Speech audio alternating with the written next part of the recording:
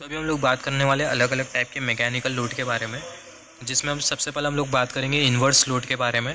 फिर उसके बाद हम लोग बात करेंगे कांस्टेंट टॉर्क लोड के बारे में। फिर तीसरा हम लोग बात करेंगे पैराबोलिक लोड के बारे में।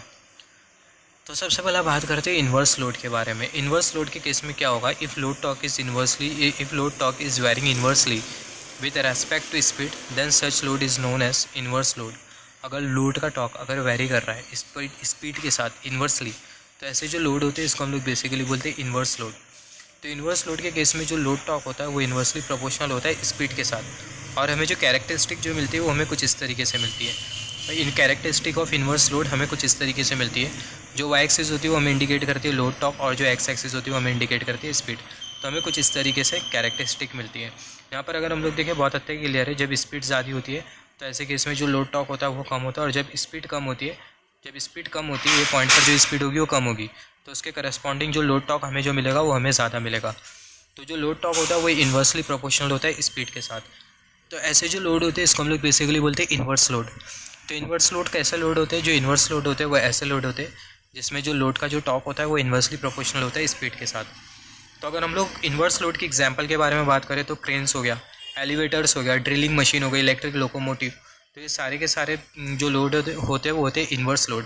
तो इन्वर्स लोड के लिए हम लोग कौन सी मोटर यूज़ कर सकते हैं, slip ring type induction motor.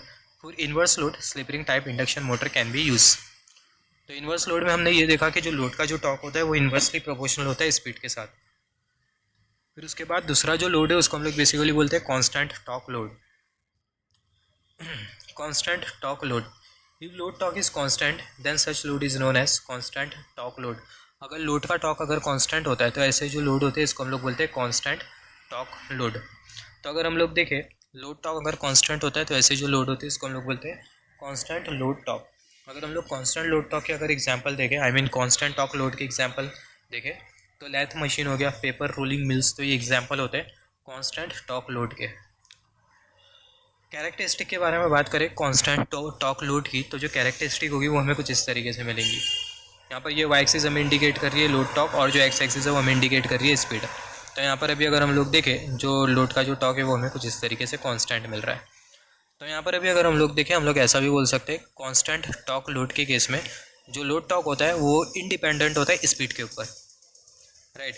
तो यहाँ पर ये कांस्टेंट टॉर्क लोड के लिए हम लोग कौन सी मोटर यूज़ कर सकते हैं, स्क्विरल केज इंडक्शन मोटर को हम लोग यूज़ कर सकते हैं कांस्टेंट टॉर्क लोड के लिए। तो ये बहुत इंपॉर्टेंट है, कांस्टेंट टॉर्क लोड के लिए हम लोग यूज़ करते हैं स्क्विरल केज इंडक्शन मोटर।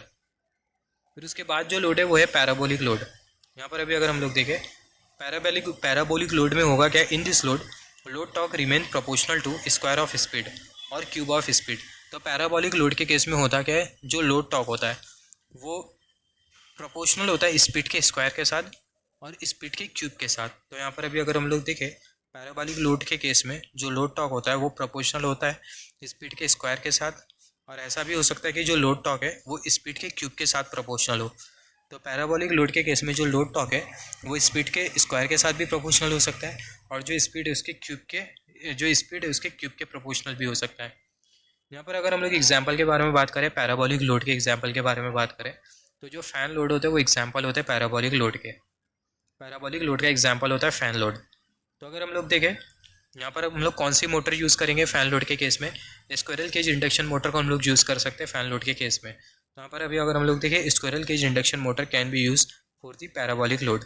और पैराबोलिक लोड के लिए अगर हम लोग देखें जो कैरेक्टरिस्टिक होगी वो हमें कुछ इस तरीके से मिलेंगी। पैराबोलिक वाई एक्सिस हमें इंडिकेट कर रही है लोड टॉर्क, एक्स एक्सिस हमें इंडिकेट कर रही है स्पीड, और जो कैरेक्टरिस्टिक होगी वो हमें कुछ इस तरीके से पैराबोलिक मिलेंगी।